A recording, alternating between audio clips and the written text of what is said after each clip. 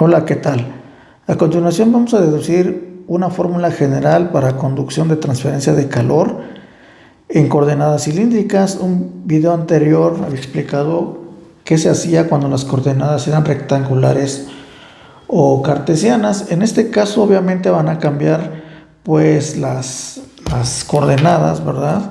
Y por ende pues también va a cambiar el punto en el cual se va a llevar a cabo ese tipo de conducción. Entonces, en la transferencia de calor es muy importante conocer diferentes tipos de geometrías. En este caso, pues hace énfasis a un cilindro. Para ello, pues de igual forma se sigue tomando en cuenta lo que le llamamos un volumen de control. Entonces, en un volumen de control en este punto vienen siendo las siguientes coordenadas, que es R de phi, ¿verdad? Como primer coordenada, dr y dz, que pueden corresponder a los ejes X, Y y Z. Bien, entonces aquí vamos a considerar diferentes tipos de situaciones. La primera es saber el flujo que va a llevar a cabo ese calor. Entonces vamos en primer flujo, que es en dirección radial, como diciéndole un flujo radial, ¿verdad? Y esto se va a llevar a cabo en un plano en donde se encuentra phi, z. En este caso estamos considerando aquí a phi como el ángulo o la abertura, ¿verdad? Y tenemos el ángulo z. Entonces, flujo radial es eso, estará en función de manera radial, dando de vueltas con respecto al espesor de ese cilindro. Entonces, nuevamente estamos tomando en cuenta que esto tendrá un flux. Entonces, el flux de calor, ¿sale? El flux de calor de manera radial en la entrada estará dado de la siguiente parte. QR, ahora la condición es R, es igual a menos K, y sería aquí R, ¿sí? Nada más que aquí ya no puedo considerar R como tal. ¿Por qué? Porque también K es constante. Entonces de una vez lo dejamos constante, lo dejamos como K, y tenemos pues R por de phi por dz, ¿verdad? Que esto prácticamente viene siendo el área de ¿quién? Pues del cilindro, ¿sale? Entonces tenemos aquí nuevamente a la parte del delta de temperaturas, que variará con respecto al radio en cualquier tiempo tau, ¿sí? Eso es el flux de calor de entrada. Vámonos con el flux de calor de salida. Para ese punto tenemos ahora un Q, R más delta R o diferencial de R, y eso es igual a Q, R más la derivada parcial de lo que ocurre en ese radio de manera radial, ¿ah? De esa QR de entrada a cualquier radio o de distancia de radio, ¿sale? Entonces aquí ya tenemos el flux de calor de entrada y el flux de calor de salida. Entonces podemos ya con esto obtener la acumulación de calor. Entonces en la acumulación de calor lo que tenemos es lo siguiente. Tenemos que pues realizar una diferencia de calores, ¿no? de esa parte, en donde restarás el flux de la entrada menos el flux de la salida. Entonces al obtener esta ecuación para la acumulación, pues hay que empezar a ver qué se puede despejar y a ver qué se puede eliminar. Con ello pues tenemos lo siguiente. Aquí quitamos el paréntesis y vendría siendo QR menos QTR, ¿ah? Y entonces prácticamente estos dos términos se eliminan y la acumulación en ese flujo radial va a ser igual a menos la derivada de Q, ¿no? Prácticamente viene siendo pues este término que sobra, que viene siendo la derivada parcial de R de ese flux de R de R, ¿ah? Y entonces tenemos ahora que la acumulación se encuentra en función de la derivada parcial de ese flux con respecto al radio. Entonces, sustituyendo lo que es la parte del flujo de entrada, entonces aquí ponemos un corchete, vamos a sustituirlo y viene siendo el valor que acabamos de tener aquí arriba, menos K, el área, R de phi, por dz, por el delta de temperaturas, por dr. ¿Sale? Bien. Pero antes se me pasó un término, perdón. Sí, aquí va por de tau, que es prácticamente esta expresión de acá, es la que estoy colocando acá en el paréntesis, y aquí viene dr, ¿sale? Ahora sí, para la acumulación puedo hacer un rearreglo de la ecuación. Esto viene siendo igual, menos por menos da más, saco las constantes, hago un rearreglo y me va a quedar lo siguiente, K, que va a multiplicar a dr, que es constante, R de phi, de z, que es prácticamente el volumen de control donde partí inicialmente, y esto va a ser igual o multiplicarse por la derivada parcial de R, con lo que se queda entre paréntesis y viene siendo R, ¿sí? R, perfil de temperaturas de tau. Bien, esa es la acumulación. Entonces todavía a este término le puedo hacer el siguiente arreglo. Entonces la acumulación en R va a ser igual, esto sigue siendo constante, de R de phi, de z, y voy a derivar parcialmente a este producto que tengo aquí porque está en función de R, aquí me lo indica. Entonces es un producto, vamos a aplicar la derivada parcial de un producto. Entonces la regla del producto es U por V. Entonces, ¿qué dice la regla? Bueno, vamos a poner un corchete, U por V, U por la derivada de V, pero la derivada es de la derivada, sería la segunda derivada de la temperatura con respecto a R, ¿sí? Más V, tal y como está, por la derivada de R, que es 1, ¿sí? Y entonces prácticamente ya resolví la derivada parcial con respecto a R, y nuevamente voy a tener otro rearreglo. En este caso pues sigue siendo igual lo que es de R de phi, de z, y esto va a quedar de la siguiente manera. Entonces puedo, pues sí, podemos acomodar aquí la segunda derivada. Podríamos dejarlo pues de la siguiente forma, dejando la segunda derivada solita, sería más 1 entre R, es un rearreglo, derivada parcial de R. Es una equivalencia que tiene esta expresión. Lo que hice fue dividir a R entre solamente esos dos términos y viene siendo esta equivalencia. Entonces es lo mismo, ¿sí? Entonces esta es la acumulación que voy a obtener de acuerdo a mi balance de fluxos. Entonces, ya que tengo esto, ahora vámonos con el otro tipo de flujo que puede tener estas coordenadas cilíndricas, y es el llamado flujo de calor tangencial. ¿Sí? Flujo de calor tangencial. Y ese flujo de calor tangencial se lleva a cabo en el plano RZ, en el radio y en la altura, una al espesor. Entonces, ¿qué hacemos en ese caso? Entonces vamos nuevamente a calcular el flux de calor, ¿sí? El flux de calor de entrada, y esto estará dado como Q de phi, ¿sí? Q de phi va a ser igual a menos K y el área de RC de Z, en el área donde va a estar, por el delta T de temperaturas parcial y la coordenada R de phi en cualquier tau de tiempo, ¿sí? Vámonos con el flux de calor ahora de salida. Cabe mencionar que esto de tangencial pues es que este flujo ahora va a ser de manera tangente. O sea, si la manera radial es como que dando de vueltas, ¿verdad? Ahora la tangencial es de manera tangente a este cilindro. O sea, por acá podríamos pensarlo, ¿sale?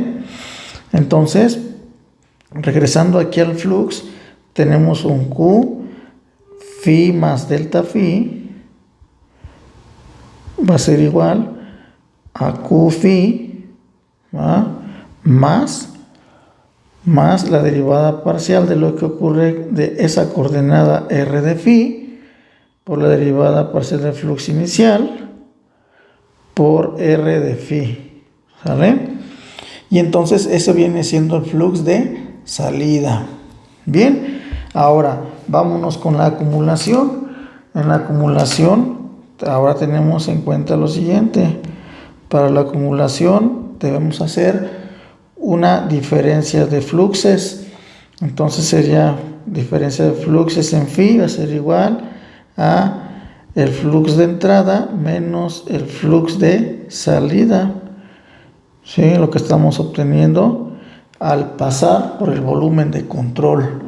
Entonces, al hacer esto tenemos lo siguiente: vamos a calcular o a determinar los fluxes.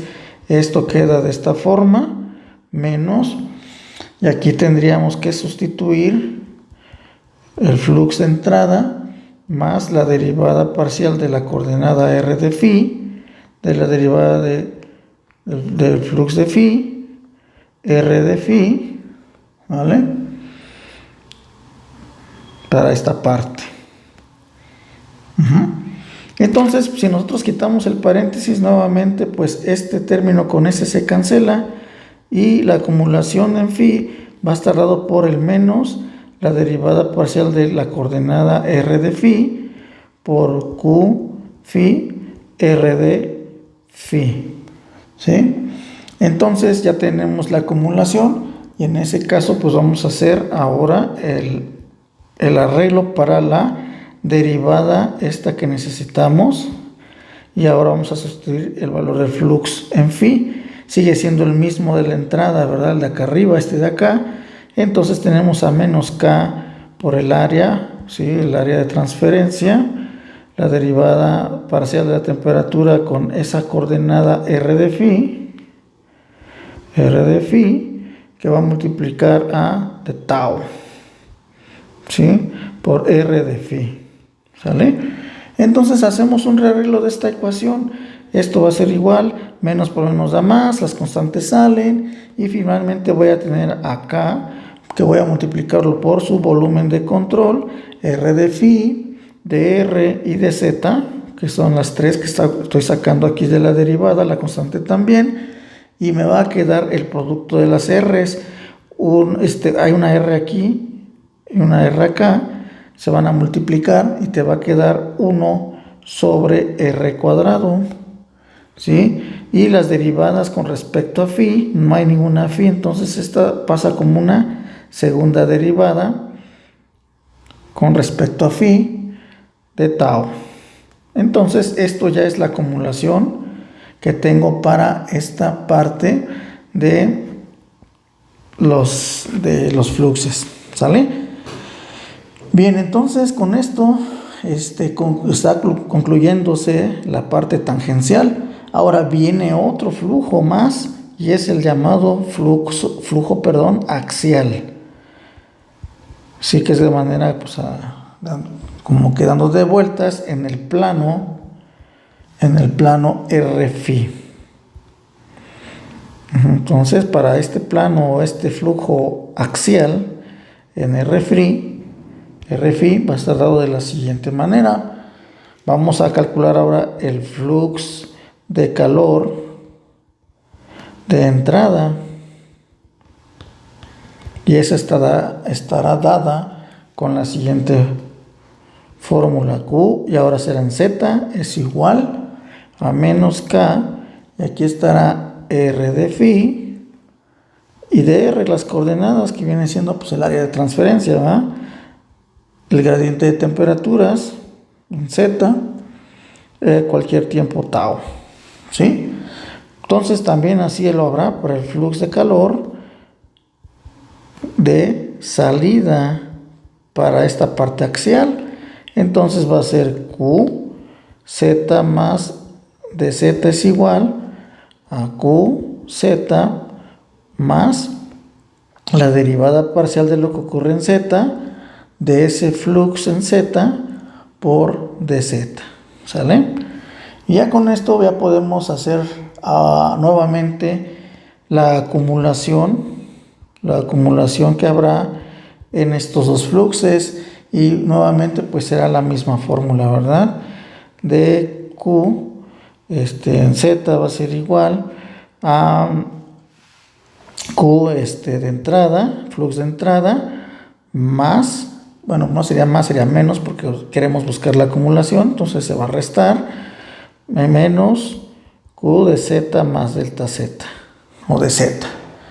Bien, entonces haciendo las sustituciones ya de cada una de ellas, entonces la acumulación en este flujo axial va a ser de la siguiente forma. De igual manera, en Q en Z menos, voy a poner aquí en corchete, Q en Z más la derivada parcial, o sea, lo que vale el flux de salida, es esto, perdón, que aquí está, no lo había visto acá, derivada parcial con respecto a Z, de Q de Z, y quitando paréntesis, estos se cancelan y te va a quedar la acumulación en Z de menos la derivada parcial de Z, flux en Z en la coordenada Z. Sustituimos ahí para la acumulación, menos derivada parcial con respecto a Z de ese flux inicial, en donde habíamos dicho que era a menos K, la coordenada R de phi, R de phi de R, ¿sale? El gradiente de temperaturas, ¿sale? A cualquier tau en el eje Z, ¿sale? Hacemos un rearreglo de esta ecuación, menos por menos da más, ¿verdad? Entonces va a quedar finalmente la constante, el volumen de control, nuevamente lo estoy extrayendo, ¿sale? Y se va a quedar la segunda derivada de la temperatura con respecto a este plano Z, ¿sí? A cualquier tau. Bien, entonces con esto ya tengo la acumulación en la parte del flujo axial, ¿sale?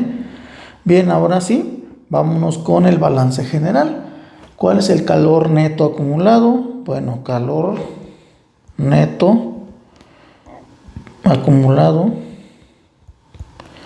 va a ser igual, vamos a hacer una suma U, entonces vamos a sumar las tres, es igual a la acumulación que ocurrió en R, la acumulación que ocurrió en phi y la acumulación que ocurrió en Z, siendo estas las tres coordenadas. Entonces ya con esto pues hacemos los respectivos sustituciones. En R pues viene siendo, voy a poner en corchete, K, el volumen de control de R, R de phi y de Z, ¿sale? Que va a multiplicar a la segunda derivada de la temperatura con respecto a R, más 1 sobre R, la derivada o la gradiente de la temperatura con respecto a R, de R, no, perdón, de tau, aquí es de tau, en cualquier instante, tiempo, tau, ¿sí? Más, vamos con la otra, que viene siendo K, la coordenada R de phi, bueno, ahí están desordenadas, pero es prácticamente lo mismo, de R de Z, ¿sale? Que va a multiplicar a 1 entre R cuadrada, la segunda derivada de la temperatura con respecto a phi, a cualquier tau también, y más la tercera acumulación, la que acabamos de encontrar para Z, que viene siendo K, R de phi, de R de Z, el volumen de control, la segunda derivada de la temperatura con respecto al eje Z, a cualquier tau de tiempo, ¿sale? Bien, entonces una vez que ya nosotros tenemos las tres los tres términos en las tres coordenadas, el calor neto acumulado, obviamente nos damos cuenta de lo siguiente, que estos términos se están repitiendo y estos por ende se pueden factorizar y luego dividir. Incluso también tau está siendo común, entonces lo que se hace es factorizarlo y después dividirlo por sí mismo para que la expresión te quede pues de la siguiente forma, ¿verdad? Ya reducido te va a quedar Q igual a la segunda derivada de la temperatura con respecto a R más 1 entre R, derivada parcial con R, ¿verdad? Para el primer punto, más 1 sobre R cuadrada, la segunda derivada con respecto a phi a la segunda, más la segunda derivada nuevamente de la temperatura con respecto a Z, nada más, para el calor, ¿sale? Neto acumulado. Bien, entonces ahora sí viene la otra parte, el calor generado. En el calor generado vamos a acudir a esta fórmula, Q gen es igual a Q minúscula gen, que va a ser multiplicado por el volumen de control, es de R de phi y de Z, ¿verdad? Ahí está el volumen a cualquier tau, ¿vale? Y también vámonos con la energía almacenada. En la energía almacenada tenemos pues prácticamente la fórmula similar a como lo vimos en conducción por coordenadas cartesianas. Entonces pues podemos pensar que es la misma forma. Entonces sería densidad y el volumen de control pues obviamente cambió de R de phi por dz, ¿verdad? Capacidad calorífica, gradiente de temperatura a cualquier tiempo tau por ese tiempo tau, ¿sale? Bien, entonces ahora lo que viene enseguida es realizar el balance global. El balance global de energía es prácticamente la suma y resta, porque se van a restar, bueno, se van a sumar y restar, me refiero porque todo tiene que ser igual a cero en estado estacionario, pero en este caso mi balance global debe ser Q más Q generado es igual a Q almacenado, ¿verdad? Si yo quisiera igualarlo a cero, pues obviamente se pasa restando y a eso me refería con la resta, ¿verdad? Pero hay que verlo así, como algo global, lo que entra, lo que sale, ¿sale? Entonces, también de igual forma, para ahorrarme un poco de espacio, les dije que esta parte, pues aquí ya, en este término, ya dividí por KR de phi de R de Z, ¿ah? Vamos a tomar en cuenta que K no tenía caso dividirlo, entonces solamente va a ser las coordenadas de R de phi de Z quienes van a ser divididos con delta tau también. Entonces K se queda con la parte aquí del primer término, y entonces aquí también tengo el volumen de control y tau, de igual forma el volumen de control y tau, lo factorizaría y lo dividiría todo por sí mismo y finalmente me quedaría la siguiente expresión. Voy a anotar la primera parte de la expresión de Q, en donde tengo las segundas derivadas con respecto a R, más 1 sobre R, primera derivada de R, ¿sale? Más la otra parte que era el otro término, que es 1 sobre R cuadrada, 1 sobre R cuadrada, ¿sale? Segunda derivada de la temperatura con respecto a phi, ¿vale? Más la segunda derivada de la temperatura con respecto a z cuadrada, ¿sí? Más Q gen.